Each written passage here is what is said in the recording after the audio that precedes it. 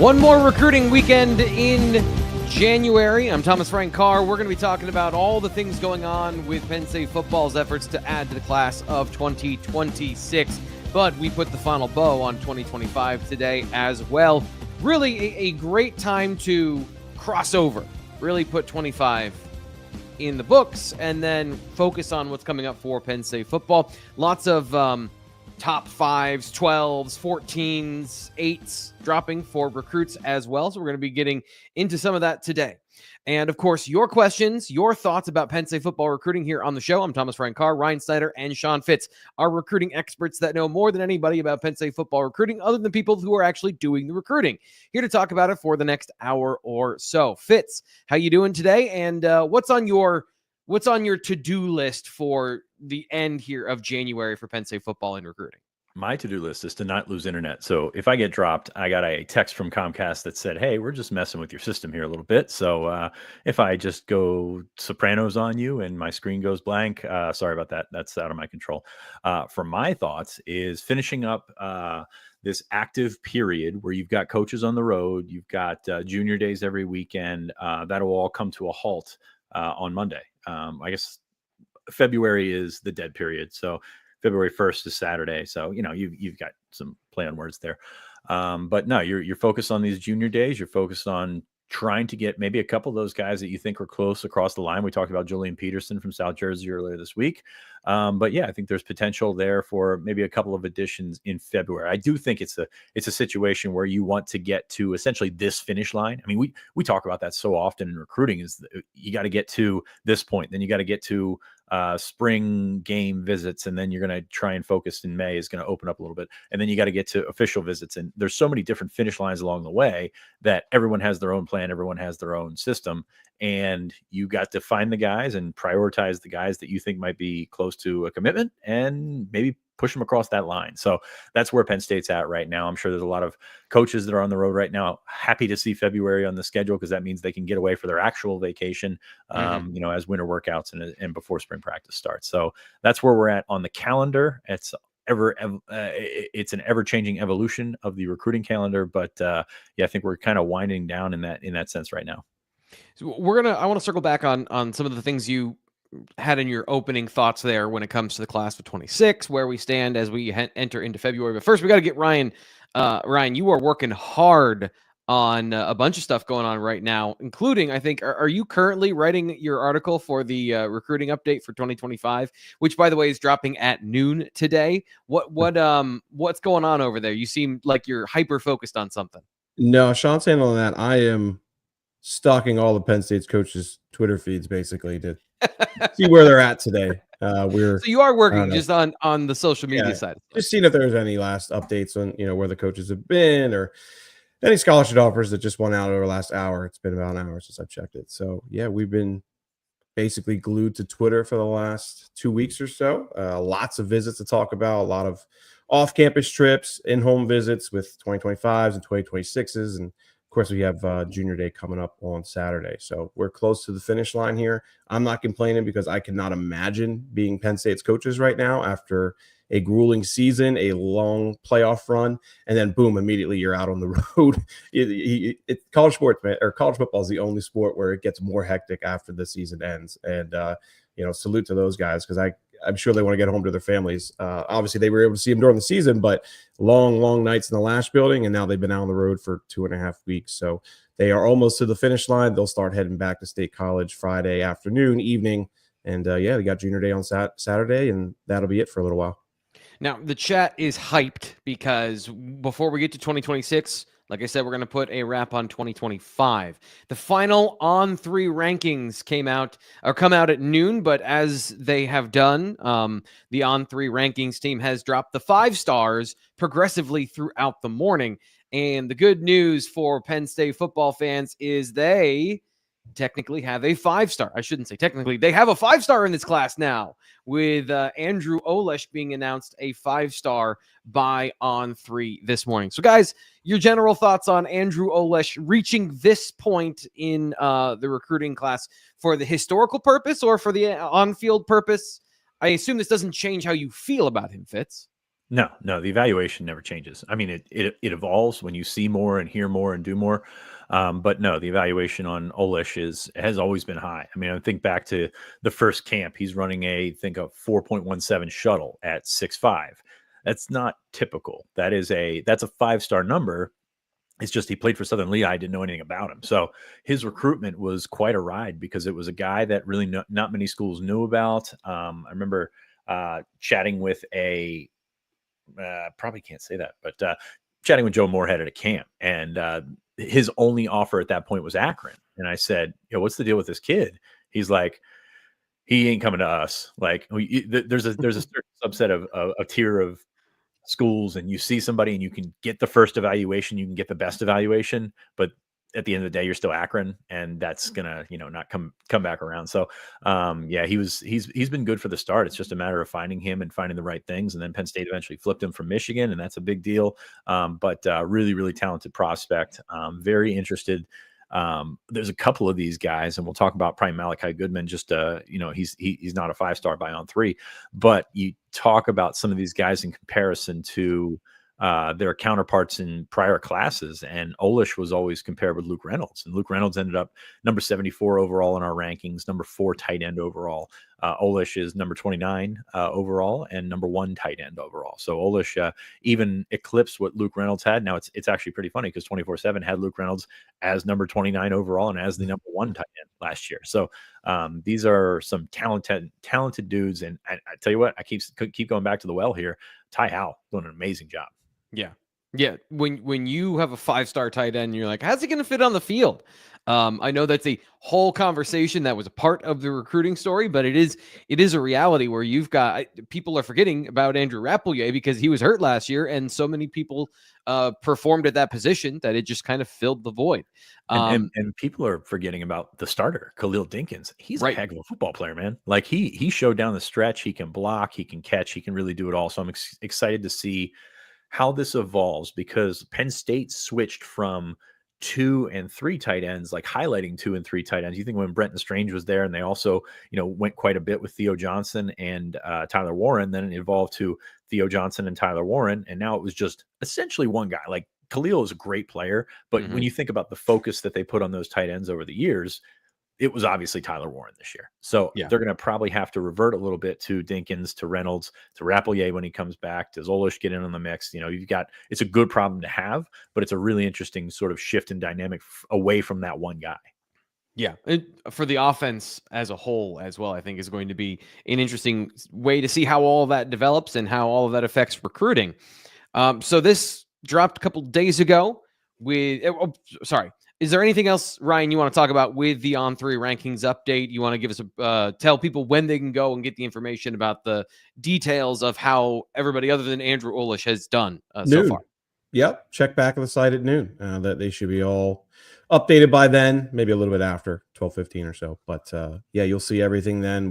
We'll see where guys stack up. Obviously Malachi Goodwin was named a 5-star by 24/7. We've been very high on him as well for a long time. I think On3 has him at number 46 currently. So I'm curious to see where he ends up in the final rankings for On3. I'd be shocked if he drops. I would expect him to still be a top 50 prospect, maybe move up a little bit. We'll see here in a little under 2 hours from now. But I'm really curious, especially if Goodman does move up a little bit. He's right on the bubble of being a 5-star in the consensus or in the industry rankings. So he's going to be right there. We'll see, depending on what things happen there. That'll give Penn State potentially a 5-star in the industry rankings, which then, of course, is what we use for the team rankings. So Malachi Goodman and where he ends up finishing is my main focus here. As we get to the final rankings here in a little under 2 hours. But, solid class. I mean, I think that the Olish pickup was massive for Penn State down the stretch. And, it keeps technically a streak of 4 years in a row of 5-star, 4 On3 at least, being part of Penn State's classes. Of course, they had Aller, Singleton, and Denai Dennis Sutton in 2022. Then, of course, they got Jabin in 2023, Cooper in 2024, and now Andrew in 2025. So 4 straight years of at least 1 5-star. Again, for On3's rankings, it's a good thing for Penn State, and they got to keep that up. It's not surprising, given the way that the offense has been performing in general, the defense, the offense, the position groups, that the potential, 5-star tight end, and according to the On3 industry rankings right now, Malachi Goodman, the 46th overall player in the country. So offensive line, tight end, leading the class. Not a surprise. And of course, we'll get into all of the parts that aren't said there a little bit later. But when it comes to this class overall fits, 14th now, given they've got a 5-star, and given some of the updates that we're going to find out a little bit later, that is not a set number, but it is where they are right now, and I can't imagine they're going to go from 14th to 4th. So just one last final, what do you think of this class? And is there an ability for it to play like a top 10 class when it gets on the field, which is what everyone wants from the recruiting classes, is to produce at that top 10 level to win national championships. And that's what I think fans are focused on when it comes to these rankings. Yeah, just curious how they finish out. I don't think they change all that much. Miami's ahead of them, 90.816. Penn State, 90.760. So it's pretty close. USC's right behind Penn State as well. So those three are kind of lumped together before you make a jump in the team rankings to Notre Dame, who's at 91.289. So you've got that opportunity to maybe hot Miami, but it's not going to change much. It's really kind of ammo for what we've been saying all along, is that Penn State's recruiting is not very volatile, in the sense that every year you look at them in that 10 to 15 range, and that's going to be exactly where they end up. You think about all the hand wringing in the summer, guys going elsewhere, not a lot of luck with in-state kids. Of course, they did rebound and get Olish there at the end, but for all the wrong that we thought was going with this class, it's going to end up right around the same of where it's been. Now, I do think 2026, if you look at historical cycles and things like that, every 4 years, they seem to have an outlier class that's a little bit higher. I do think 2026 is trending in that direction. So very curious to see where that ends. But yeah, 2025, for all that talk we did for those long summer months, going to end up as a top 15 class. And I think that's a pretty good spot to be. That's where Penn State has been. And that's where they've cultivated that talent to get them to college football playoff this year. So I think it's an encouraging sign. I do think there's, as I said, there's not much volatility in Penn State's class, or in Penn State's overall ranking, but I think there's a lot of mixed evaluations across the board on Penn State prospects. I think there's some guys that are a little bit lower, actually, on On3 than I think that they probably should be. Whereas you're going to have guys that are probably a little bit higher. So, I mean, it comes down to opinions. It's all subjective at the end of the day. But I think there are some guys that are maybe lower in the Penn State class this year that have some real star potential. Matthew Otten, Penn State wide receivers. Sorry, we went 13 minutes without talking about Penn State wide receivers. Fitz wrote about Matthew Otten over at BlueWhiteIllustrated.com. Just another friendly nudge to get you to check out what's on the site. He has some very interesting information in that article. If you want to go get that information, try it for a week, just $1 when you sign up, and then you can try us out for a week. See if you want to join the site and get all the details that we both can't get to and aren't going to get to all of them here on the show, because people pay for that information, and we want to honor the people that are supporting us at the site. And we love you guys and appreciate you guys. Really what it is, I want everyone to be part of the family in the conversation over at BlueWhiteIllustrated.com. We get to do this for an hour, but it goes on nonstop, Saturday, Sunday, Monday, 4 a.m., 2 a.m. I'm not part of those at 4 a.m. Because they get a little loopy, but like 11 o'clock in the afternoon, 4:30, 7:30, we're there to talk to you all the time at BlueWhiteIllustrated.com. Appreciate you guys for joining us here. And of course, we always appreciate our sponsors on the show, including My Perfect Franchise, which is the sponsor of this show. Are you looking for the next stage in your life? Have you considered leaving your corporate job, but don't really know what to do because you spent all this time gaining these skills, and like you have a passion for the work, but you don't have a passion for making money for somebody else? Well, Andy has gone through the process of buying into franchises and owning them and running them. And he wants to share that information with you. Andy at myperfectfranchise.net. His services are 100% free to people who join him and go through his process of finding the next step in your life. So check out My Perfect Franchise and Andy Ludicky, franchise consultant with extensive experience placing people like you with the perfect business to manage.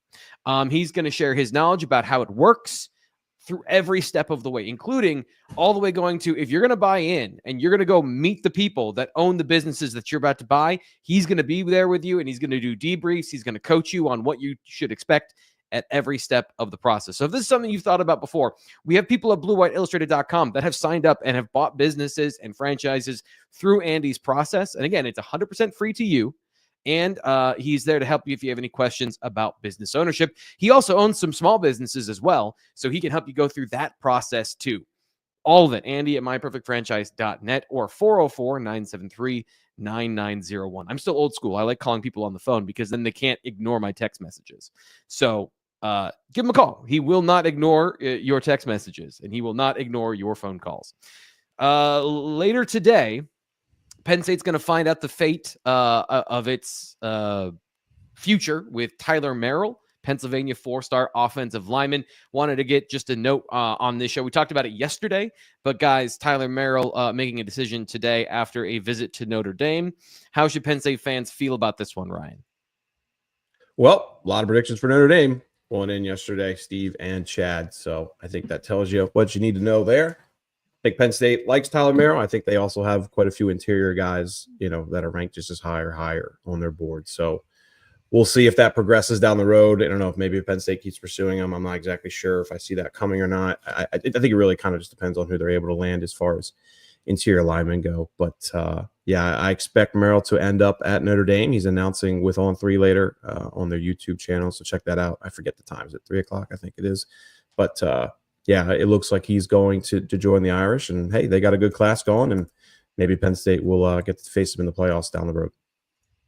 So the next decision coming up at some point, the decision was to reduce his list from, I don't even know how many schools he had, down to 4. But Caden Gebhardt announced his top 4 earlier this week. I believe it was on Tuesday, down to Ohio State, Penn State, Clemson, and Wisconsin. Fitz, Caden Gebhardt feels like an increasingly important player in the class of 2026. Is that fair to say? And what do you think of this final group and Penn State's chances within that top 4?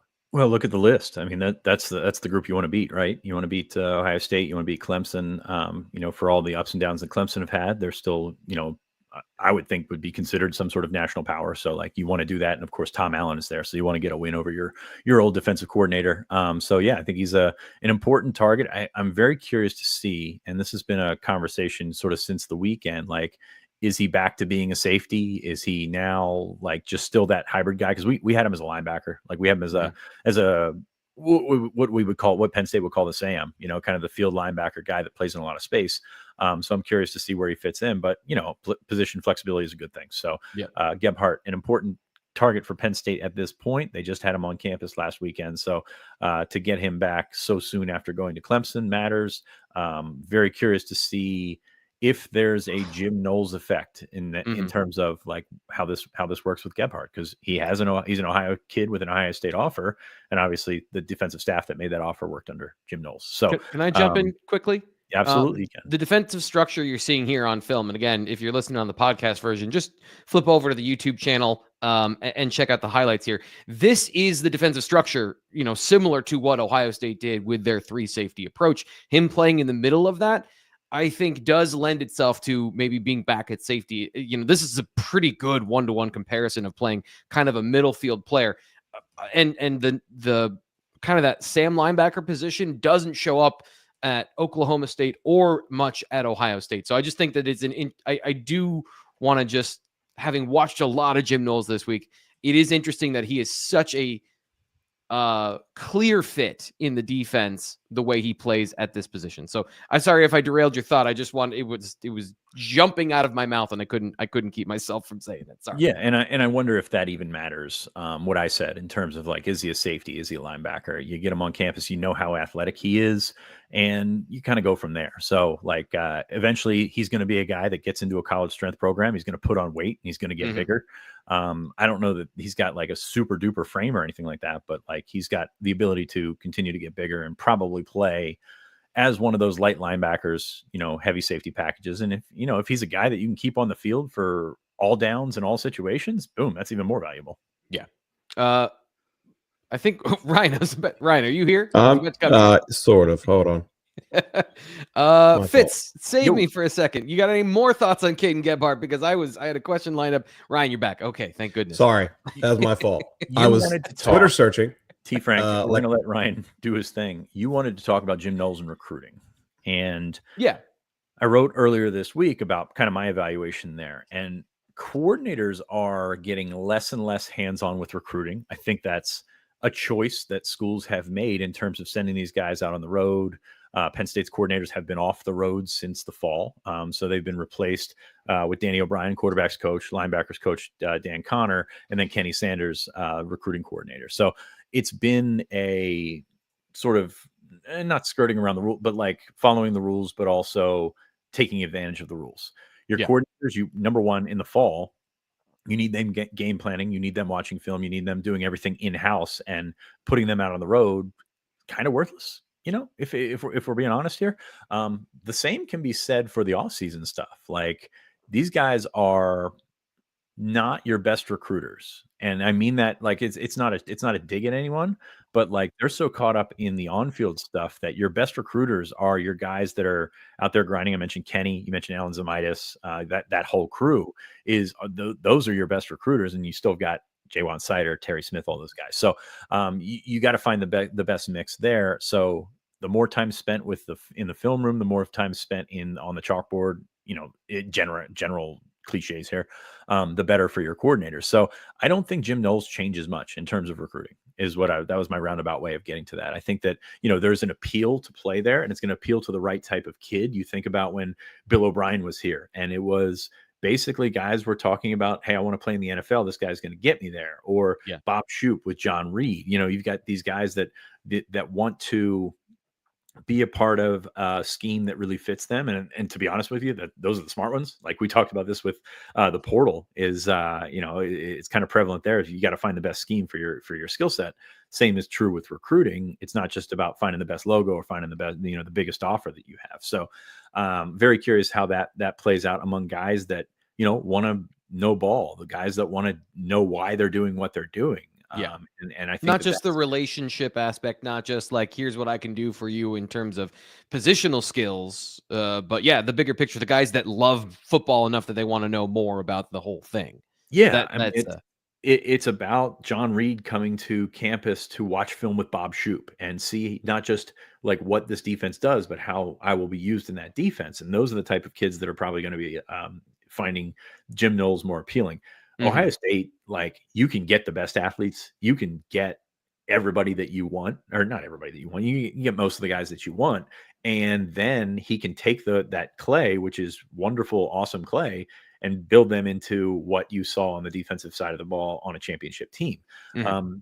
Penn State will be a little tougher because it's they don't recruit as wide nationally, and probably not. They don't have the national appeal of Ohio State, but you got to fill in the cracks with those guys. Maybe like a Gebhardt, maybe some guys like that in the region, especially since it's a strong region that in 2026 that really can make up that sort of gap. So I don't think he changes much. He still has to be a presence there. He still has to be around when these guys come for visits and talk about the defense and talk about the schemes and things like that. But in terms of a new coach bump, like, hey, we just got the defense coordinator from a national championship. You're going to want to come play with him. I'm not sure that it's that cut and dry, if that makes sense. What is the Ryan? I want to come to you after this one. So just kind of a quick follow up on that. You mentioned Penn State doesn't have the national appeal of an Ohio State. That is, I'm not trying to contend that. What are the steps to getting there? It seems like being a Final Four team is part of that. So they've checked that off their list. And one game doesn't like automatically flip a switch and suddenly they're going into Texas and getting high 4-star guys or anything like that. But where are they on that journey to being a national program? And is it about location too? Is that still the bugaboo here that you're going to go to? Me or Sean? I thought you were going to Sean. Oh, I'm sorry. Yeah, I mean, it helps. And the problem with where Penn State is located, and I'm going to keep harping on this as long as the runway is still short. That's a joke, by the way. Is that there's a certain lack of accessibility to the top prospects nationally, and Penn State's dealt with it. They've done a really good job. Obviously, Final Four, made a run in the playoff etc. But it's never going to be a feeder. Like, it's not going to be a situation where, guys are just flocking here to, learn under Sensei Knowles or whatever. Like, I don't think that's the case. I do think where the boost comes, and I think the Penn State absolutely will benefit from this last playoff run, but where the boost comes is more in region. You talk about guys that, spurn Penn State elsewhere. We talked about Pennsylvania in the 2025 class earlier. Now you're seeing them maybe not on the level playing field as Ohio State, but you're seeing them closer to Ohio State than really they've been in a long time, even without beating them. So I think that the appeal and the boost that you get off of this run comes from the guys in the region that were too good for Penn State before, if that makes sense. So I think that and by that I mean more of an attitude than a talent level. So you talk about Darius Gray, an offensive lineman from Virginia, is going to be here this weekend. Has got an official visit lined up for June. Ryan wrote it this week. I'm not sure of the date because June is so far away. It's a midweek. I'm sure it won't change between now and then at all. But you think about this guy who's in Virginia, so he's sort of on the fringe of that 6-hour radius that we talk about all the time, and it really kind of would boost his interest level, where maybe before he's looking at Clemson, Tennessee, I think Oklahoma was in the mix as well. He's looking further down south. So I think that's the kind of boost that you can look at, in addition to the in-state kids that maybe just thought that Penn State was I don't want to say a fallback option, but a different option than they were seeking. We talk about finding the best logo. We talk about finding the number one offer that you have, but that's not always the best situation for you. Yeah. The idea that you do have to go somewhere else to make it to the league, or is making the league as quickly as possible if you are a guy with a lot of talent. Ryan, so I want to talk about the timeline here with Caden Gebhardt, because he did talk about to On3 earlier this week, I think it was, that he's looking for an earlier commitment on the timeline, not going all the way into August or anything like that. So just what is your understanding of Caden Gebhardt's where he wants, what he wants, where he wants, how he wants it in this particular recruiting? Because as a guy in this system, this safety heavy system, getting guys, whether you're a hybrid player or not, seems like it's pretty important for Penn State to get a couple of these guys on the roster in 2026. For sure. I mean, so I interviewed him after he came out for the SMU game. Of course, he had to buy his own tickets for that, and that was a big a moment that stands out to me as far as guys that all did that. So I interviewed him after that, and he told me then January, February, end of January, early February, he thinks he could realistically be ready to decide. I think that got out there, and other schools saw it, and he kind of walked that back a little bit, started talking more about taking visits here in the spring and there in the spring and all that. And now here we are, with his top schools at the end of January. I think he's ready. I think he's feels pretty good about committing to Penn State. I think that the Clemson offer maybe is giving him something to think about a little bit. I don't think Ohio State's as much of a player in it as much as I originally thought. Just reading between the lines there, I just don't know. Like the relationship doesn't seem to be as strong, but I'm also never going to rule out Ohio State. You also can't ignore them, right? Yeah, I mean, right? Yeah, down that's the street there. We're good with that. So we'll see. But getting Knowles here, I think is obviously important. That was a draw to him for Ohio State. But I mean, again, here we are. He said this, walked it back a little bit when I think a lot of schools questioned if he's seriously ready to commit in that short of a time frame, which at the time was about a month removed. And then here we are with the top school. So I wouldn't be shocked if he doesn't get through February. I could see him deciding in the coming weeks.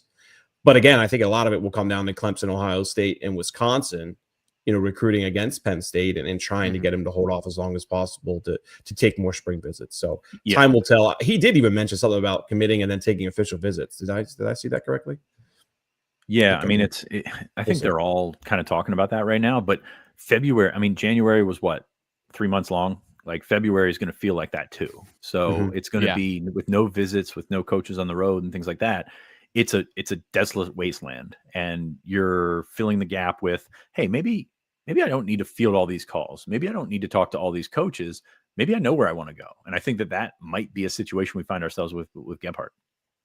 So stay tuned and subscribe to BlueWhiteIllustrated.com and Blue White Illustrated here on YouTube, so you get all the breaking news of commits when they happen, because we'll be on top of all of that to give you the details and information of how when, where. So, Fitz, I wanted to circle back on this and talk about the class of 2026. You said every couple of years there is the opportunity for an outlier class. Feels like Penn State shoots above their 10 or 15 range.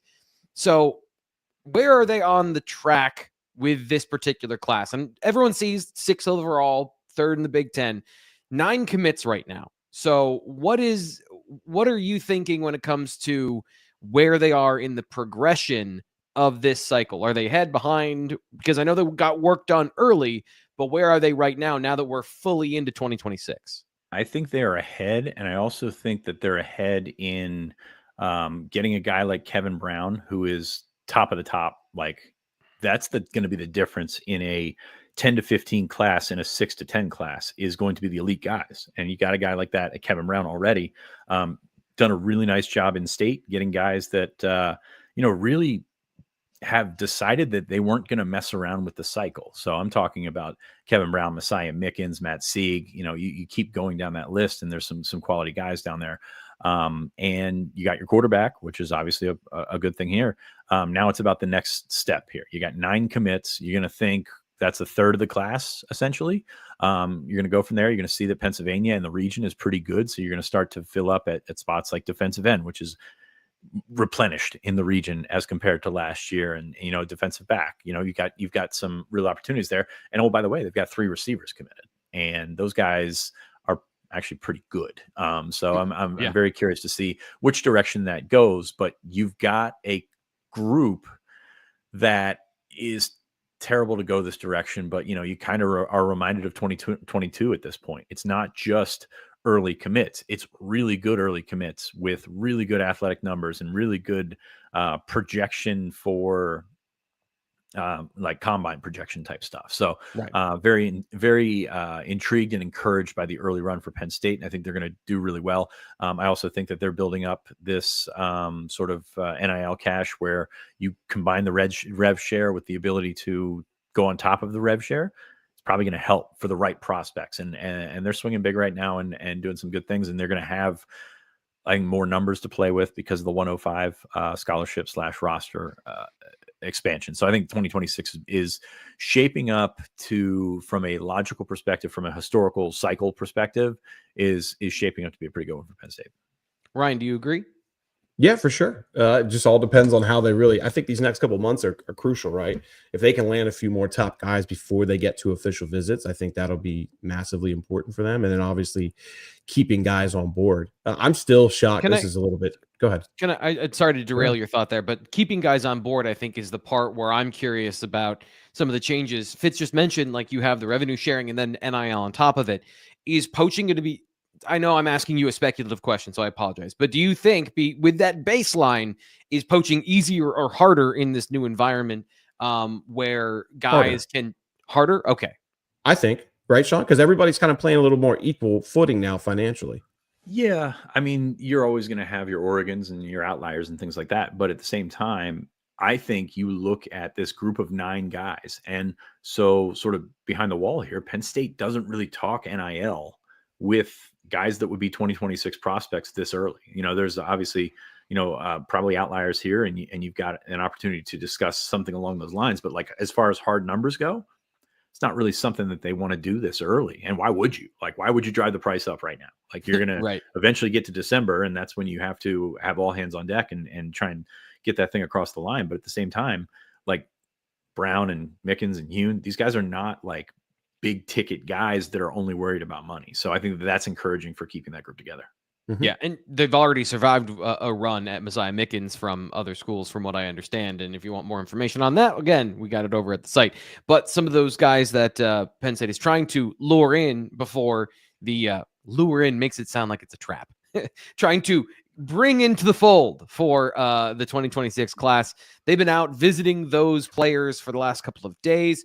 And let's get into that now. Coaches on the road. So, Ryan, you've been tracking this. You were tracking it during the start of the show. So let's go through the names you think are important, chronological, by importance, up to you, dealer's choice. Where are we going with the first names you want to talk about of visits in the last couple of days, since we last talked about this last week? Yeah, that's briefly why my camera fell off. I was trying to search Twitter, and I did not hold the command key in, and Twitter popped up where StreamYard should be. So sorry about that. I mean, look, Sunday was an interesting one for staff members go down to see Joey O'Brien. Of course, Grayson McHugh. I gotta You got it. Forgot how to. I think You it's did McHugh. it. I think it is. Yeah, Good it's job, McHugh, Ryan. like Sean McHugh. Proud of myself for that one. Both those guys at LaSalle. Of course, we've talked a ton about Joey O'Brien. I think Grayson McHugh's still very much in the mix as well. A guy that they want to get back on campus. He hasn't gone anywhere recently, and neither has Joey. I mean, from what I understand, they've pretty much have had Friday night basketball games. I think 3 out of the 4 weeks here in January, and you play a game on Friday night to hit the road to whatever school you want to see the next day is a little grueling. So they're sitting back right now. They're going to take more spring visits, and we'll see where things go. But I thought it was interesting to see Trout. Who was it? Trout, Dan Connor, I want to say, or no, Daniel Bryan, I think it was, Terry Smith, Poindexter, and Franklin. So what is that? 5 coaches all at that game the other day. I think that kind of shows where Joey O'Brien and even Grayson kind of stand. And by the way, Danny O'Brien being there, Gavin Sidmore, that kind of grabbed my attention. We'll see if anything we're go with that down the road. But that was an interesting one Sunday, but really Monday, Tuesday, Wednesday, that's where we've seen the vast majority of these visits. Connor Salmon, meeting with him early Monday. I think he was kind of debating on whether he wanted to come back up to Penn State this weekend. There was a little bit of talk about that, but he is, at least as of now, Thursday at 10:37, is still expected to be up here this weekend. So that's a big one for Penn State. He just went to Notre Dame last weekend. Clemson's very much in the mix with him as well. Also went out to see Carter Scruggs. I believe who did it? I think Franklin and Poindexter did it in-school meeting with Scruggs, and then I believe Phil Troutwine did an in-home meeting with him that same day. I think it was in the morning. So Scruggs remains one of their top interior offensive linemen. He just announced the top 12 the other day. I think Penn State, Michigan, Clemson, they're all in good shape to get official visits, and we'll see where some other schools go. But those 2 stood out to me a lot. Sean, any other big ones on Monday or even going into Tuesday that had your attention? Nope. I'm trying to learn the 2025 schedule because we just got a question in the chat. So I'm terrible at memorizing schedules and just had to refresh myself. So I have not listened to a word. It's the whiteout. If there's any other game, or excuse me, it's the Oregon game. It doesn't work for any other game. It has to just be Oregon. I don't care if it's at noon. I don't care if it's at 9 a.m. It has to be Oregon. Next. We've talked a lot about Kari. Next. You just next. All right. I mean, yeah, it makes sense. And, they've made West Coast teams play on the at noon. UCLA came here and played at noon. But Oregon hasn't. Oregon hasn't played at noon. Oregon didn't play a single noon game this year. And I think that's network draft won't be till the spring. So, that's something that'll still be out there. But at the same time, I think there will be some probably wheeling and dealing to make that thing. If they announced it that early, like they announced that the day of the Big Ten championship game. If they announced it that early, I think they got something in mind for that. So don't hold me to it. I mean, God, I'm definitely just look at the schedule. Like, what other game makes sense? Indiana? What? I mean, we didn't we try that with Minnesota and Iowa last couple of years, and how'd that work out? We did Illinois last year, right? Yeah. No, Illinois wasn't the way it should have been. But yeah. No, I just think you look at the schedule. I mean, only one game makes sense to me. I don't care what time it is. But I've been saying noon whiteouts aren't as bad as everybody else for 3 years now, and I'll get crucified in the chat for that. So back to what we were talking about. Sorry, Sean. Well, the other thing the chat wants to know about is Zion Ellie. You mentioned regional talent, number 1 overall player, according to On3 in the class of 2026. I know based on what I've seen from you guys, Penn State was out to visit him. He is committed to Maryland. Fitz, I have a feeling just based on what you've said about, you don't really want to go hard and heavy for NIL so early in the process. Doesn't mean everyone else didn't. But I guess what's the lay of the land with Zion Ellie, a guy who is meeting other schools right now, but also committed to Maryland, and seems, at least publicly, like he's stumping for the Terrapins on social media. What do you read here? I mean, he's committed to Maryland. I'll say that. He was at Auburn last weekend. He's going to pop up for other visits. He's going to take official visits. He's going to probably take unofficial visits in the fall. Like, he's going to be all over the place. This is not one that's going to be finished anytime soon. It's an all things equal recruitment where I think if NIL and stuff was off the table, that Penn State would be in a really pretty decent spot. He loves Deion Barnes. He came to camp last year at Deion Barnes for a 5-star kid to come to camp to work with a defensive line coach. I think it says quite a bit. He likes James Franklin. He likes Penn State jackets, apparently, because he's been photographed in several of those. But at the same time, this is going to be a long haul. And NIL, this is not an all things equal recruitment. NIL is going to be prevalent, or whatever you want to call it, it's going to be prevalent. And I don't think it's going to have a final crescendo until late in the cycle. So I would anticipate not getting hopes up right now. Mm-hmm. And I would say it doesn't really matter right now. Like, I think that, the Maryland commitment is what it is. We've seen this before. Like, it's history repeating itself, which is what recruiting has been. So Penn State still in the mix. James Franklin was there. Anthony Poindexter was there. Deion Barnes was there. The house is being sent, but, it might have to be a delayed blitz here sometime, because this one's going to go to the end, and that figure is going to keep going up until then.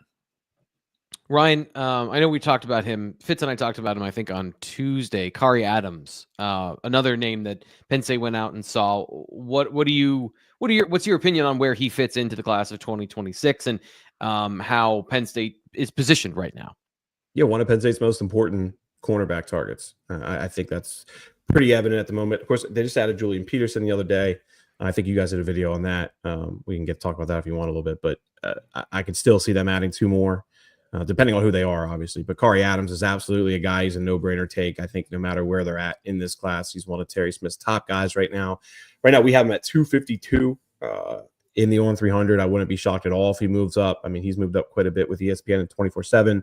I think if you look at his 55-meter times and obviously the progression he's had on film from his sophomore year to junior year, he is, as Sean wrote yesterday, on the track to be this year's Brandon Finney. And I could see him absolutely end up being a top 100 prospect, or at least in the industry rankings. I'm not sure if every single site will have him that way. Rivals still has him as a 3-star, but I just think when you look at his progress and you look at his track times and everything like that, and oh, by the way, how many offers has he picked up here in the last week? I always feel like this is a good period to really see the guys who take off offer wise, because now schools have been able to do some evaluations of junior years. Not every, they'll go back and look through it, but the guys who really just kind of take off during this period are oftentimes the guys who then, when scouting services review their film as well, kind of take off in the rankings. And Kari Adams has he's grabbed more offers than just about anybody in the Mid-Atlantic region over the last 3 weeks. I think he's like the 15 or so in just a couple of weeks. So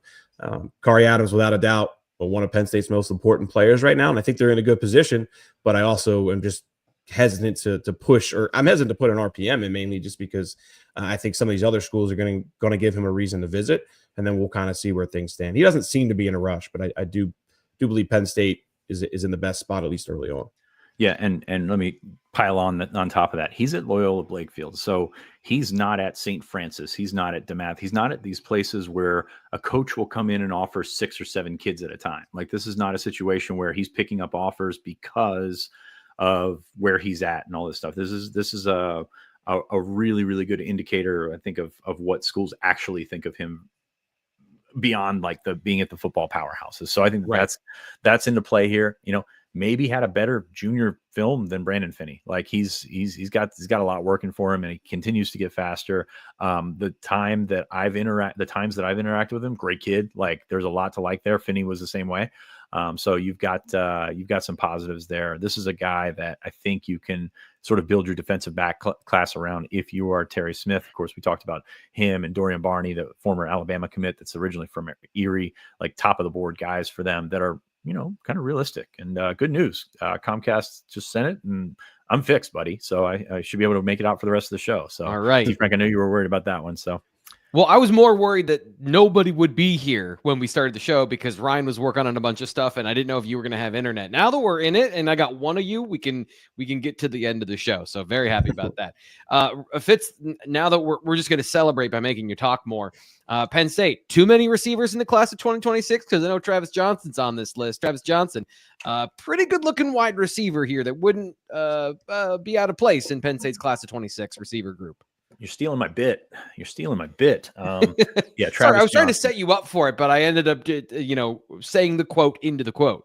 That's when you've got a pool this deep in the region, which you've got the 3 guys down in, actually maybe 4 guys down in Virginia, in Travis Johnson and Davion Brown and Connor Salmon, then you got Messiah Hampton, who we did a feature on last week that we're really high on as well. You just keep taking him. I'll say one thing I caught with Ryan's comment there about Julian Peterson is he thinks they'll take 2 more corners. Well, I'm at the point where I'm taking the number that I think it'll be and just adding 1, because I think that's the change that you're going to see with. They're just DBs, right? I think every position. Yeah. Like, I mean, it's it's not going to be a hard and fast rule. Like, it's not going to be every position is going to take one more guy because they're at 105 now. It's going to be, you have more flexibility to take guys. And we talked about that with Peterson earlier this week. You have more flexibility to take guys with traits, whereas you can take great players with traits, guys with traits with just solid film. Like, you can take more guys hoping that they build out. And as you continue to put this roster together from a salary cap standpoint, you can't just take all stars. You can't just take like the top guys and like leave the other guys languishing, at or near that line. So I think that that's interesting in this point. Penn State's got 3 receivers. Could they get to 5? Sure, absolutely. I mean, it's tough to convince 5 guys at the same position, aside from offensive linemen or maybe defensive linemen, to come in the same class. But at the same time, they're off to a really good start. So I just think there's more flexibility and less about the black and white, hard and fast. Hey, they're going to take 3 linebackers. Well, they could take 4 linebackers if one of them is Caden Gebhardt, who is a safety / linebacker, or you've got a guy, Matthew Canoe, who might be a Mike / edge. You've got the flexibility there. So I think there's flexibility in those numbers as well. I find it interesting. You mentioned the parallels between this class of 26 and back in 22. And Penn State took a bumper crop of 5 wide receivers during that time because from what I saw just in the lay of the land at the time, they needed the numbers and also they needed the talent at the position. So it just feels like, as much as that is kind of a template, this is also a different class. If you were to say the number 1 wide receiver in that group was Caden Saunders, from a talent perspective, maybe you would argue Tyler Johnson would have been more talented overall from a physical perspective, but from the recruiting perspective, Caden Saunders, I don't think would be eventually he might be the 3rd guy in this particular group of players if you were comparing across class. So I just find that development fascinating. And if they could get that done, that would be the reset that you're looking for, albeit in recruiting and not in the transfer portal, which is where everybody wants it with the receivers. Again, we have filled our quota of talking about the receivers, so we can move on and talk about a different position. We have not. You're going to throw Brad's comment up on the screen here. Okay. He said there's so much talent at tight end that you take the spot that you would have. I assume I'm reading this correctly, and especially they just took 3 tight ends. So you take the tight end spot and give it to a receiver. I don't think that's the case at all. I think you can keep that tight end spot and also take another receiver because of the flexibility that you have with the numbers. And why would you stop recruiting tight ends right now? Like, you're in an assembly line where you're getting, by the end of the day, 3 top on 300 tight ends in this one class. Well, yeah, you don't necessarily need one for 2026, but you got interest. You got top guys that want to come play at Penn State. You can't turn those guys away. So that's my thought on that, is that you can take a tight end and take an extra receiver. It's probably not going to be as noticeable on the back end when you're taking, are you taking away an offensive lineman, defensive lineman? Well, we know James Franklin doesn't say no at those positions very often. I just think you're going to see this continue to spread out and continue to grow, and maybe get a class with 30 guys because of it. Like, and I don't know that the math adds up in that situation, especially because Penn State loses shockingly little to the portal. Like, every year we expect so many guys to hit the portal, especially after that first year, where it seemed like a guy was going in every other day or every day. And now it's just like, we've got guys that are still in this roster. It's like, hey, I thought you were, gonna head out the door here. So it's just a very fascinating changeover. And oh, by the way, that 105 hasn't been approved yet. So like, there's still like very, very vague details as to what you're going to do with your roster moving forward. So I think that's an interesting thing. So you just keep up with those guys, and I don't think there's as many casualties in the sense of how that's going to work. Last guy that I want to talk about, because I got highlights. Hold on one second. Let me answer Brad's last question. No, Brad, they usually only take 2 tight ends max in classes. I think the situation with Kordovich and Olish, I mean, listen, I think they love Kordovich, don't get me wrong, but like, if Olish would have committed 3 weeks prior to what he did, you know what I'm saying, Sean? Like, would they have absolutely added Kordovich? I don't know that they would. Olish did not make his decision until 11 o'clock the night before he announced, and Penn State generally did not know his decision until then. So I don't see a lot of classes with 3 tight ends in it. I think just the way it played out, they had to take Kordovich because they definitely wanted to get a second, and Kordovich is too talented to turn away. And don't get me wrong, I'm not trying to act like they don't like Kordovich. They like him a lot, but also the situation with Olish dragging out, not even until the first day of the signing period, but the 3rd day of the signing period, because Kortovich committed a day before the signing period opened. I believe it was. They finally just said, you know what, we're going to take it no matter what. So yeah, and that's true. But again, it really just kind of came down to more so the situation this year with 3 talented guys. I don't see too many 3 tight end classes coming over the next couple of years. 2, yes, 3s. Unless again, it's a situation where all 3 of these guys are just amazing. They all want to be here. But usually the numbers and the players, when you have 2 quality guys committed, most part, they don't always end up at the same school. Chad asked this in the chat. He says, might have missed this earlier, but are there any new guys that you are way higher on than the nationwide On3 site that we should keep an eye on? I'm just going to go to the conversation we just had about Penn State wide receivers. Quay Guilford, LeVar Keys, and Jasir Rogers are all 3 stars in the On3 industry rankings. All of those guys, I think, should be considered 4 stars at some point.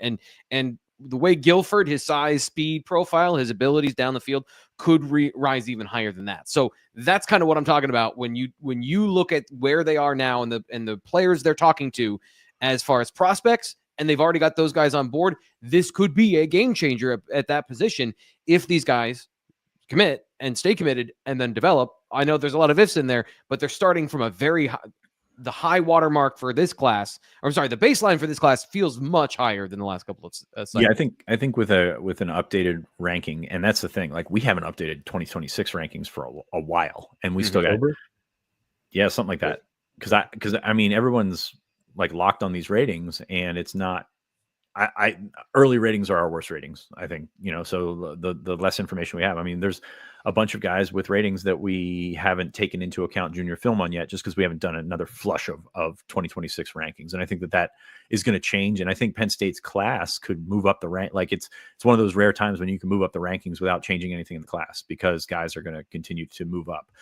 In terms of the original question, that's too much too fast. With 2026 guys in the region that I'm higher on, I can't think on the fly like that. But I will say Jasir Rogers, I've been banging that drum for a while. We have him pretty high on 3, but I think everybody else is going to catch up at some point, considering the numbers that he was put up and the film that he's put up. So I'm encouraged by that. But that might be something to think about for trimmings or something like that coming up. We also have Matt Sieg as an 87 3-star and like the 26th ranked kid in Pennsylvania. That's one that I think needs to get changed. How about it?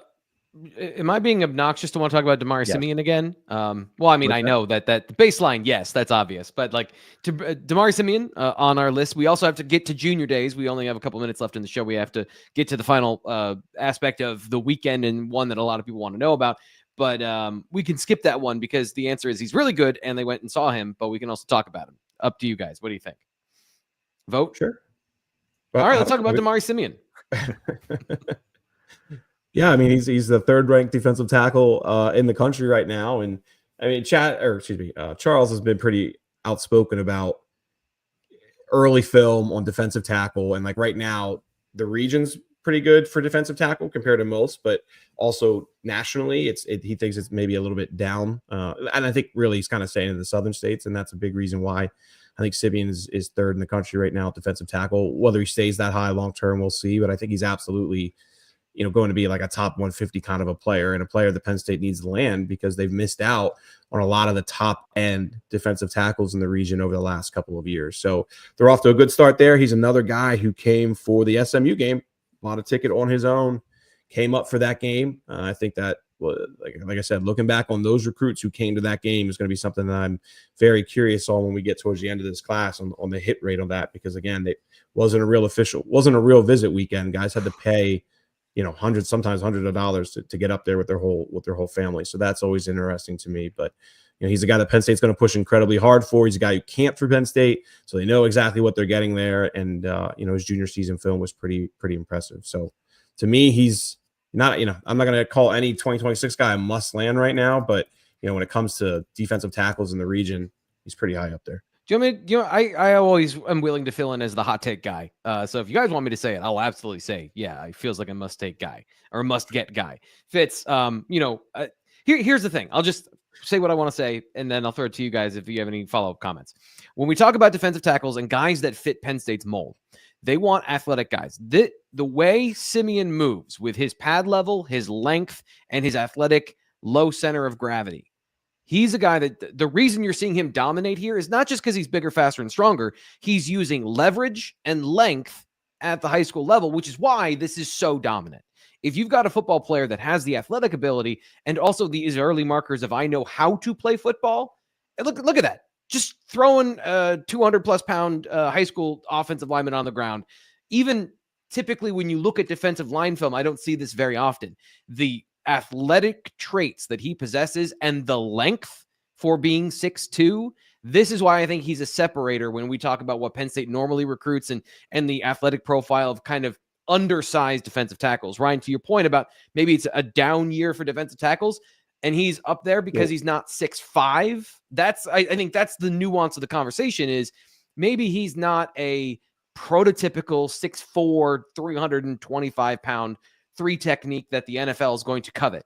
But he's a guy with his length, his athletic ability, and the frame that can play near 300 pounds, that it's absolutely a guy that can be disruptive in the run game and potentially, because of that length, a guy who could be a pass rusher that makes a difference on the interior at the next level. So those positional traits and the earmarkers of how he plays are why I'm so excited about him. Not just that he has the highlights that he has. So for the longest time, the recruiting service, and this is like decade old or so, saw the kid that was 6'4", 310 pounds and just like swatting kids or whatever and said, that guy's a 5-star. That guy is going to be awesome.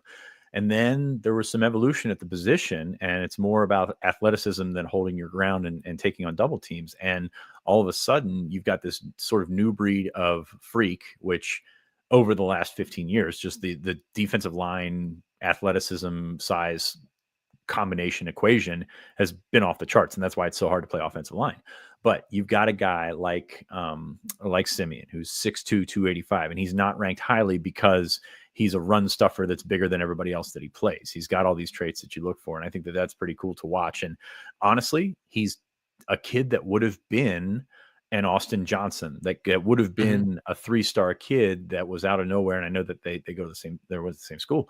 But it's a situation where you would have probably had this guy hidden for a while because he is not the biggest kid in the world. He's big enough, no doubt about it, but he's not the biggest kid in the world. So the evolution of that has made him a premium target for a lot of schools. And I think that's really cool for him. Penn State would have liked to get him under the rug there, but really cool for him and how that works. And since my brain can't function without going to this way, guys that are probably a little bit lower rated than I think.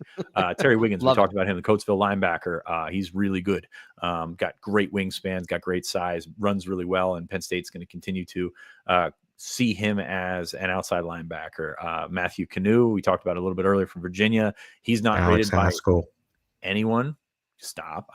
I thought you were going there. That's where I thought we were going, man. Of course I'm going there. You know, that's my what are you doing here? You're elite. Never mind. Go. Matthew Canoe has one rating right now. It's a 3-star from Rivals. I think that's going to change. He's got some really, really good film. He's got some really, really good size. And is he a defensive end? Is he a linebacker? Is he Jesse Lucchetta again? I don't know. Maybe we'll see.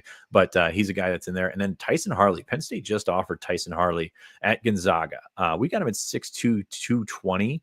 I've heard 6'4". I really, really want some verified size on him. But this is a guy with good tape. He's really explosive. He plays opposite Carter Meadows, who's a really good defensive end prospect as well.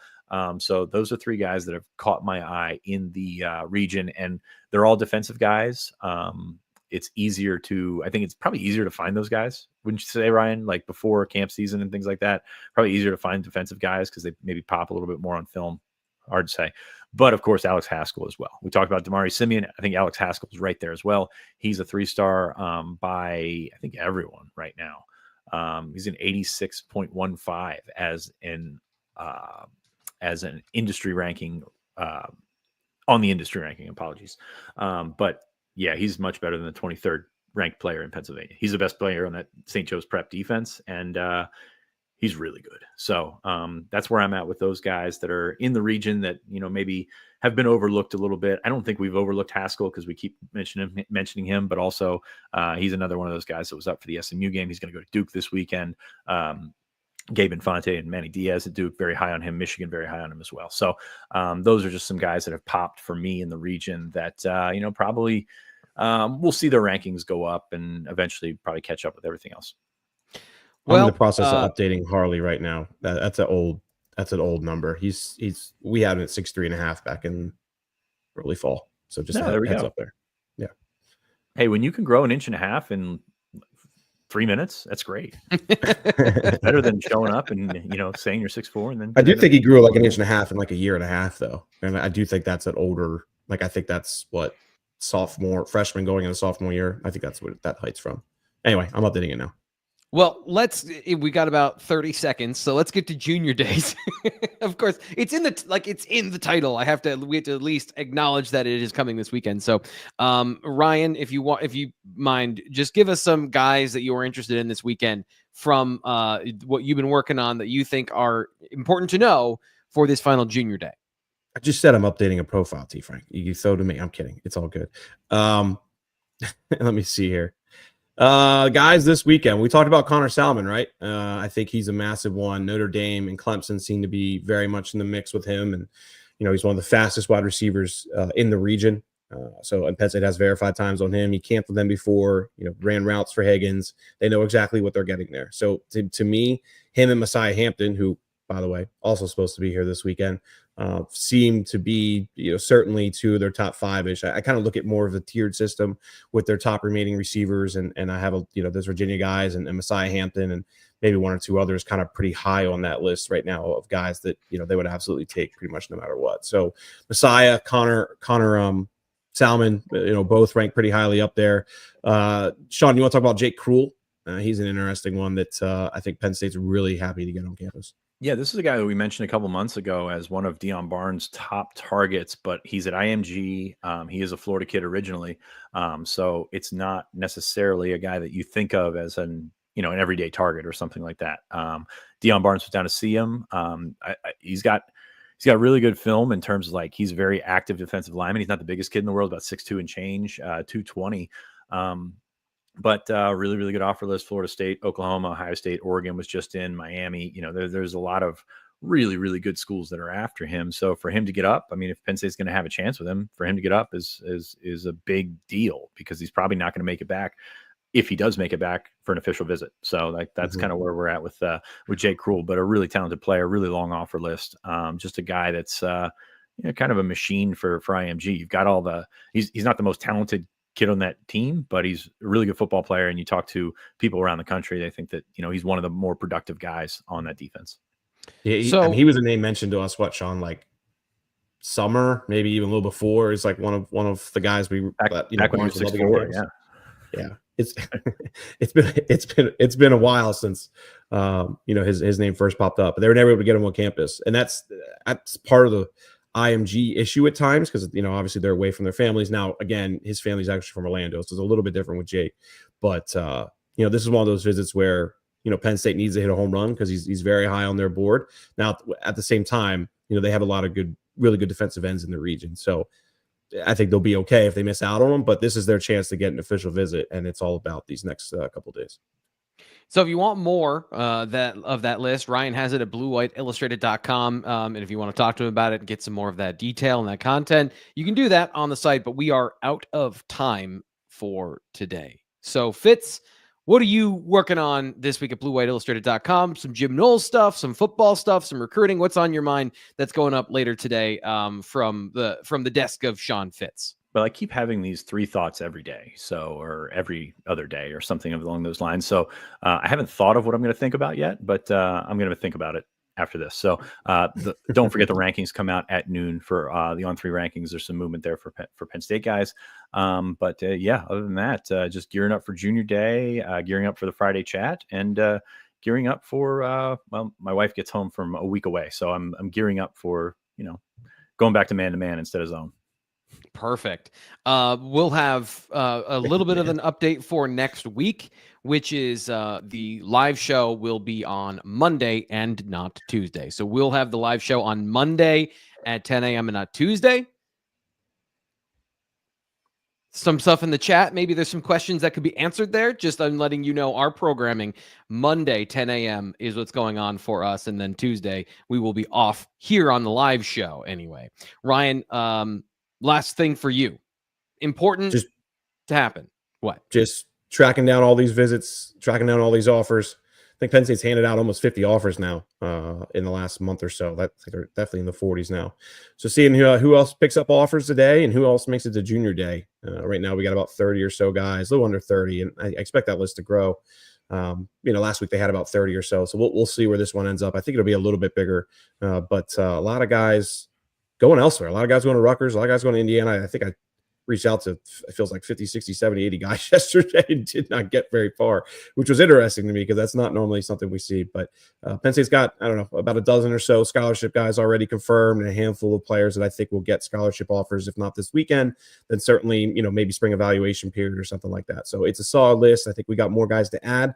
And then, just finishing that out, coverage, recapping it all Saturday night and into Sunday. And then the dead period's here, and I don't know what we're going to do for a month, but we'll figure it out. We always do.